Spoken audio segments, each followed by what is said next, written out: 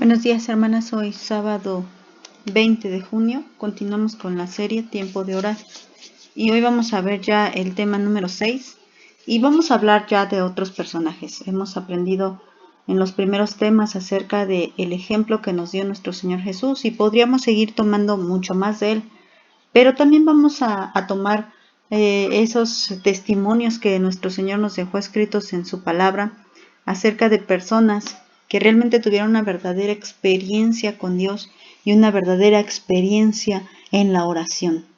Entonces vamos a hablar hoy de una mujer llamada Ana. El tema de hoy se llama Una oración amarga. La cita bíblica la vamos a encontrar ahí en Primera de Samuel, en el capítulo 1. Son varios versículos, por eso no les especifiqué cuáles eran. En el versículo 5, voy a empezar a leer, dice así: Pero a Ana daba una parte escogida porque amaba a Ana, aunque Jehová no le había concedido tener hijos. Y para darnos una idea de lo que nos están hablando los primeros 4 capítulos, nos habla de un hombre llamado Elcana, que tenía 2 mujeres. Y esas 2 esposas tenían una rivalidad entre ellas por un problema. El problema era que una tenía hijos y Ana, que era la otra, no tenía hijos. Entonces la una, como dice en el versículo 6, dice: y su rival la irritaba, enojándola y entristeciéndola porque Jehová no le había concedido tener hijos. Entonces esta era la problemática sobre la cual nos está hablando el capítulo 1. Entonces aquí nos dice que cada año el esposo daba a su familia una parte a cada uno, pero a Ana le daba una parte escogida porque a ella la amaba más, a pesar de ser una mujer que no tenía hijos. Y aquí la palabra de Dios nos está hablando cómo nada satisface el corazón del hombre. Aparentemente otras podrían decir: ay, pues ella era la preferida y quien quisiera estar en su lugar.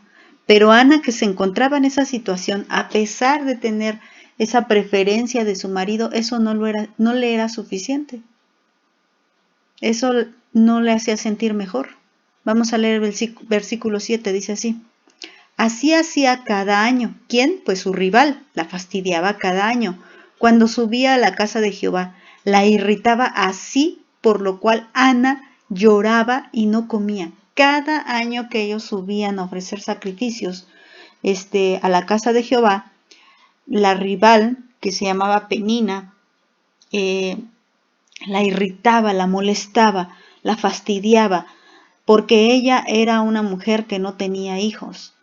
Y por esta situación, Ana padecía y sufría año con año. Bueno, aquí dice cada año cuando subían, pero yo me imagino que al convivir tanto tiempo juntas, esta era su realidad de Ana, una persona que vivía ahí cerca de ella y la fastidiaba y la molestaba por esta desdicha que ella tenía de no tener hijos. Dice el versículo 8. Y Elcana, su marido, le dijo: Ana, ¿por qué lloras? ¿Por qué no comes? ¿Y por qué está afligido tu corazón? ¿No te soy yo mejor que 10 hijos? Aquí pregunta esto a su marido, pero la respuesta es obvio que no. Aunque Elcana amaba mucho a Ana, Ana anhelaba en su corazón tener un hijo. El versículo 9. Y se levantó Ana después de que hubo comido y bebido en Silo, y mientras el sacerdote Elí estaba sentado en una silla junto a un pilar del templo de Jehová, ella con amargura de alma oró a Jehová y lloró abundantemente. Lo que le había causado estas críticas y estos constantes fastidios de su rival en la vida de Ana era ya un corazón amargado. Ella ya sentía demasiado pesar por esta desdicha en su vida y también podría sentirse hasta cierto punto enojada ya con su rival. Ya no podía verle gustosamente porque ella le era causa de gran pesar a su vida. Cuando el marido le reprocha el por qué ella no come y por qué no bebe, ella pues toma aquí una actitud de: bueno, ya como, bebo, pero en realidad mi corazón está amargado. En realidad no me siento a gusto con lo que estoy pasando, con lo que estoy viviendo. Y voy a continuar leyendo. En el versículo 11 dice: Recordemos que en el versículo 10 nos dice que ella, a pesar de esta amargura de corazón, amargura de alma, ella ora a Dios. Aquí es algo importante. Hay muchas cosas en la vida que nos pueden hacer sentir realmente tristes o realmente fastidiados, realmente amargados. Alguna situación con la que hemos estado lidiando tantos años que han ocasionado esta amargura de alma en nuestras vidas y que pudieran quitarnos el hambre, pudieran quitarnos el sueño. Pero algo que importante que Ana entendía y que no olvidó es que ella podía llevar esas cargas y esa amargura incluso, llevársela a Dios. Dice que ella lloró abundantemente, o sea, que tanto era su pesar de su corazón, que día tras día, año con año, su rival le hiciera ver la desdicha de no ser madre, y lo cual provocó que ella sintiera realmente mucho, mucho dolor en su corazón. Se sentía amargada, pero eso no la hizo olvidar que lo que tenía que hacer era orar a aquel que tenía el poder, a aquel que tenía la autoridad para cambiar su realidad. Dice que ella oró a Jehová y lloró, o sea, no me imagino cuánto tiempo, pero aquí dice abundantemente. No soltó una que otra lágrima, no, ella lloró, yo creo que hasta que no le quedaron más lágrimas dentro de ella. Ahora sí, continúa en el versículo 11. Dice, e hizo voto, es decir, que hizo un compromiso delante de Dios diciendo, Jehová de los ejércitos, si te dignares mirar a la aflicción de tu sierva, y te acordares de mí, y no te olvidares de tu sierva, sino que dieres a tu sierva un hijo varón, yo lo dedicaré a Jehová todos los días de su vida, y no pasará navaja sobre su cabeza. Entonces aquí nos está diciendo un poco de la oración que ella hizo. El versículo 10 nos dice que ella lloraba amargamente y también oraba amargamente. Entonces en esa amargura de su corazón ella se compromete con Dios. Aquí no lo podemos confundir. Hay mucha gente que dice pacta con Dios. Eso es totalmente antibíblico. Cuando encontramos la palabra pacto en la Biblia siempre hablamos de Dios, que es el que tiene el poder de hacer un pacto, Dios haciendo un pacto con la humanidad o Dios haciendo un pacto con alguna persona en específico, pero nunca vemos lo contrario, porque el que hace el pacto está prometiendo algo muy grande a aquel con quien está haciendo el pacto. Pero nosotros, ¿qué es lo muy grande que podríamos dedicarle a Dios? No hay nada. Por eso no es cierto que nosotros podamos pactar con Dios. Más bien Él hace su pacto y Él lo cumple, porque Él no es hombre para que se arrepienta. Entonces, aquí está diciendo que Ana hizo un voto, que es diferente a un pacto, es un compromiso. Y aquí expresa a ella cuál era su aflicción. Ella quería un hijo. Y ni siquiera vemos en esta oración, a pesar de que la rival la estaba fastidiando, nunca vemos en su oración que ella mencione a la rival. Nunca vemos que diga, ay, dale su merecido, dile que me deje en paz. No vemos esto. Lo único que vemos es ese deseo que ella tenía. Yo quiero que esta afrenta mía, este dolor mío sea quitado. ¿Y por qué era tan importante tener un hijo? Tal vez no logremos entenderlo porque vivimos en una época donde los hijos se abortan, donde los hijos estorban. Pero en esa época, tener un hijo de parte de una mujer era lo que le hacía valer como mujer, el poder darle una herencia, una generación al esposo, la hacía realmente cumplir con su función. Y ella sentía que cuando ella no estaba dándole un hijo a su esposo, entonces ella no estaba cumpliendo con el propósito y la misión de su vida. Ella estaba realmente fracasando en el propósito por el cual ella fue creada. Así lo sentía ella. Claro que Dios permitía que ella atravesara por esta situación porque iba a mostrar un milagro más grande, más glorioso. Pero aquí por eso vemos esta oración. Por eso a ella le duele tanto no tener hijos. Sí, cierto, que de por sí ella ya se sentía triste por no tener hijos y aparte la mujer, la otra mujer, le estaba recordando su desdicha, su desgracia de no ser mamá, pues esto amargaba el corazón de Ana. Pero aquí vemos que en su oración nunca se refiere a su rival. Nunca vemos que ella quiera darle su merecido a la otra. Nunca vemos que diga, dame un hijo para que ya Penina deje de molestarme. Nunca vemos esto en su oración, sino que vemos que ella pide este varón y la petición se vuelve incluso más grande.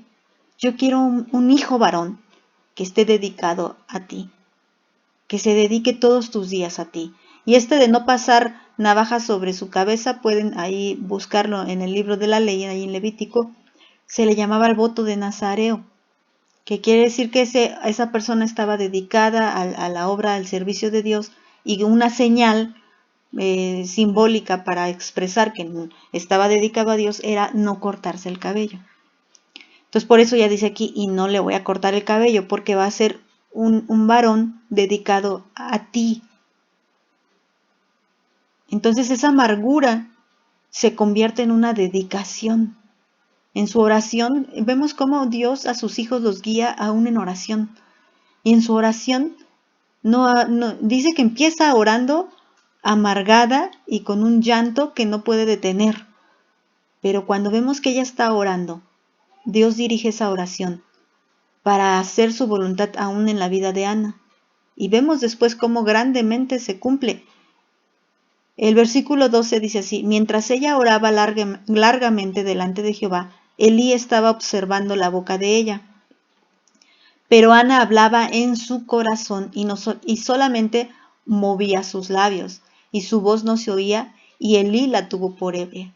Antes de pasar esta opinión de Elí, es importante lo que dice acerca de la oración. Recuerden que eso es lo que estamos estudiando, el realmente aprender a orar.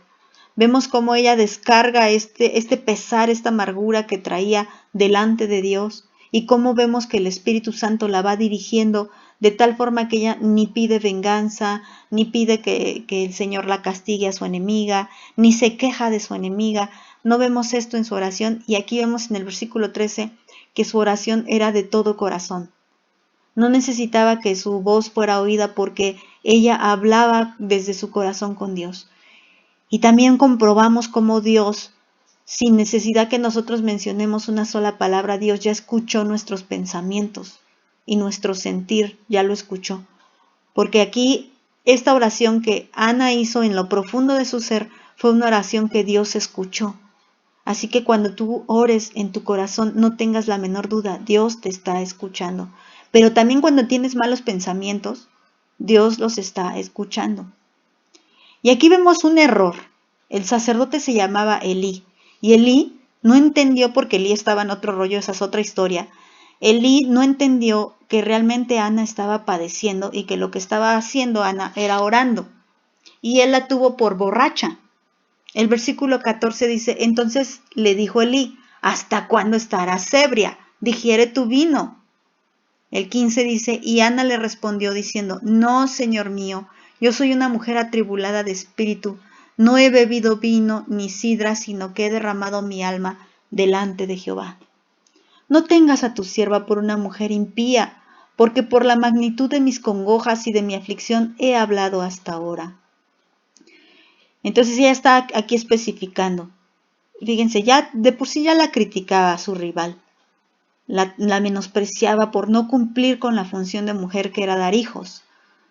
Y ahora va a la casa de Dios, está orando, y el que está ahí, el sacerdote, por no estar en comunión con Dios, el sacerdote, toma por ebria o por borracha a Ana. Y esto no la amargó más, ella ya había descargado su pesar delante de Dios. No la amargó más y se toma el tiempo para especificar que lo que está pasando no es que esté borracha, sino que está orando. Y le dice en el versículo 16, porque por la magnitud de mis congojas, es decir, de mis penas, de mis preocupaciones, y por la magnitud de mi aflicción, he hablado hasta ahora. Está diciendo, todo lo que he estado orando es por causa de mi aflicción, porque me siento realmente afligida. ¿Y qué haces tú, hermana, cuando estás en una aflicción? ¿Qué haces tú? Déjame decirte que hay personas que hacen de todo menos orar a Dios. Hacen de todo, buscan toda clase de soluciones, toda clase de respuestas. Pero la respuesta está en donde la encontró Ana, en hablar con Dios. Ni siquiera habló con el sacerdote Elí. Ella fue directamente a la casa de Dios y oró a Dios. Ahora recordemos que dijo el Señor Jesús, ya nos lo enseñó también Anita, que ya está el tiempo, ya es la hora en el que ya no importa en qué lugar te encuentres, tú puedes adorar a Dios en espíritu y en verdad donde quiera que te encuentres. Porque el Señor sabe quién le adora en verdad y quién no. Así te encuentres en una iglesia y no estás adorando a Dios, el Señor no va a escuchar tu oración. Pero así te encuentres en tu casa y adoras a Dios de corazón, el Señor va a oír tu oración. El versículo 17 dice así: Elí respondió y dijo, ve en paz, y el Dios de Israel te otorgue la petición que le has dicho. Fíjense aquí cómo nunca él se entera de la petición que Ana hizo. El 18 dice, y ella dijo, halle tu sierva gracia delante de tus ojos. Y se fue la mujer por su camino y comió y no estuvo más triste. Y eso es algo bien importante. Cuando tú realmente vienes ante Dios, tienes que creer que Dios te está escuchando. Esta es parte de la oración, porque no hay oración sin fe. No hay oración sin fe. Para que sea una verdadera oración, tiene que haber fe. Dice Santiago que el que pide, crea que le hay. El que está pidiendo a Dios tiene que creer que Dios existe y tiene que creer que Dios tiene el poder para ayudarte. Y esta fue la reacción de Ana. Dice que cuando Ana se levanta y el sacerdote Elí le dice, ve en paz, le dice el sacerdote Elí, tu petición va a ser contestada. Y ella se va en paz y ya no vuelve más a estar triste. Incluso el hambre le regresa, porque ella sabe que Dios va a contestar su petición. Voy a leer el versículo 19, dice, y levantándose de mañana, adoraron delante de Jehová y volvieron y fueron a casa en Ramá. Está hablando ya de la familia. Y Elcana se llegó a Ana su mujer, y Jehová se acordó de la oración de Ana, se acordó de ella. Elcana tomó como acostumbraba a su mujer, y Dios escuchó la oración y es momento de contestarla, y la contestó, y Ana quedó embarazada. El versículo 20 dice, aconteció que al cumplirse el tiempo, después de haber concebido, Ana dio a luz un hijo, el varón que ella estaba esperando, y le puso por nombre Samuel, diciendo, por cuanto lo pedí a Jehová. Y este Samuel, al que se refiere aquí el versículo 20, es el profeta Samuel. Irónicamente, la mujer Penina tenía muchos hijos, pero sus hijos no están en la historia de los profetas. Y Ana, que era la desdichada, pero la que había puesto su corazón y su petición delante de Dios, es la que Dios le concede a Samuel. Y Samuel es el que ungió a Saúl por rey y después al rey David. Y dice la palabra de Dios que él anduvo recto en los caminos de Dios. O sea que su bendición no solo fue tener un hijo, sino que este hijo era un hijo dedicado a Dios. Era un hijo dedicado a Dios. Me voy a brincar hasta el versículo 24 y dice así. Después que lo hubo destetado, lo llevó consigo con 3 becerros, un efa de harina y una vasija de vino, y lo trajo a la casa de Jehová en Silo, y el niño era pequeño. Y matando el becerro trajeron el niño a Elí. Y ella dijo, oh Señor mío, vive tu alma, Señor mío. Ese Señor mío se está refiriendo al sacerdote, no a Dios. Yo soy aquella mujer que estuvo aquí junto a ti, orando a Jehová. Por este niño oraba, y Jehová me dio lo que le pedí. Yo pues lo dedico también a Jehová. Todos los días que viva será de Jehová. Y adoró allí a Jehová. Entonces, muchas veces nos comprometemos con Dios en algo, pero nada más se nos pasa el problema. A veces decimos, ya voy a orar, voy a leer la palabra de Dios, quiero conocer más de Dios, pero pasa la preocupación y olvidamos aquello en lo que nos comprometimos. Esta oración que hizo Ana tuvo su cumplimiento. Dios escuchó la oración y tuvo misericordia de Ana y le dio a Ana lo que ella estaba pidiendo, ese niño por el cual ella estaba orando. Y se lo dio grandemente, aunque Ana ya no pudo ver los últimos días de su hijo Samuel. Samuel murió en la voluntad de Dios siendo un profeta realmente conocido, por vivir en santidad. Y Dios le dio esto, pero Ana no se olvidó de lo que ella dijo. Ella dijo, yo, Señor, voy a entregarte a mi hijo. Y se lo entregó para siempre. Qué chistoso, porque Ana esperaba tener un hijo, pero no para consentirlo, mimarlo. Ella quería tener este hijo para cumplir con esa misión, la cual Dios le había dado, de multiplicarse, de procrear. Y lo está cumpliendo, con la ayuda de Dios lo está cumpliendo. Pero después ella dice, bueno, ya el Señor me ha dado gracia, ya lo he hecho, y ahora dedico a Dios. Todos los días que viva este niño será de Dios. Y fue una mujer adoradora en espíritu y en verdad. Fue una mujer que realmente amaba a Dios. Tu oración tendrá sentido cuando realmente tengas un verdadero amor y un verdadero compromiso con Dios. Y si tú te has comprometido con Dios con algo, cúmplelo, porque dice Santiago que es mejor no prometer que prometer y no cumplir.